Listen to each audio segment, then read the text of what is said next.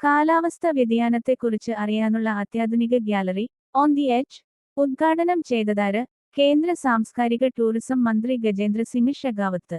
കാലാവസ്ഥാ വ്യതിയാനത്തെക്കുറിച്ചുള്ള രാജ്യത്തെ ആദ്യത്തെ ഗ്യാലറിയായ ഓൺ ദി എഡ്ജ് കൊൽക്കത്തയിലാണ് ആരംഭിച്ചത്.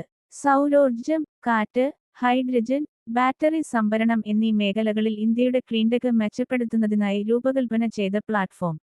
Bharat cleantech manufacturing Viksit Bharat young leaders dialogue 2025 നടന്നത് ന്യൂഡൽഹി.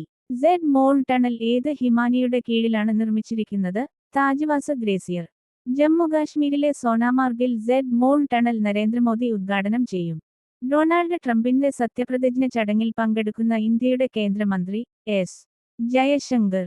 BCCI-യുടെ പുതിയ സെക്രട്ടറിയായി ചുമതലയേറ്റത് ദേവ്ജിത് സൈകിയ. ഔദ്യോഗിക സ്ഥിതിവിവരക്കണക്കുകൾക്കായുള്ള ബിഗ് ഡാറ്റയുടെ UN കമ്മിറ്റിയിൽ 2025 ജനുവരിയിൽ അംഗമായ രാജ്യം India. Indian army, police, paramilitary സേനകളിലേക്ക് സംസ്ഥാനത്തെ യുവാക്കളെ പ്രീ റിക്രൂട്ട്മെന്റിന് പരിശീലനം നൽകുകയെന്ന ലക്ഷ്യത്തോടെ മധ്യപ്രദേശ് സർക്കാർ ആരംഭിച്ച പദ്ധതി Parth Yojana police army recruitment training and ഹുനർ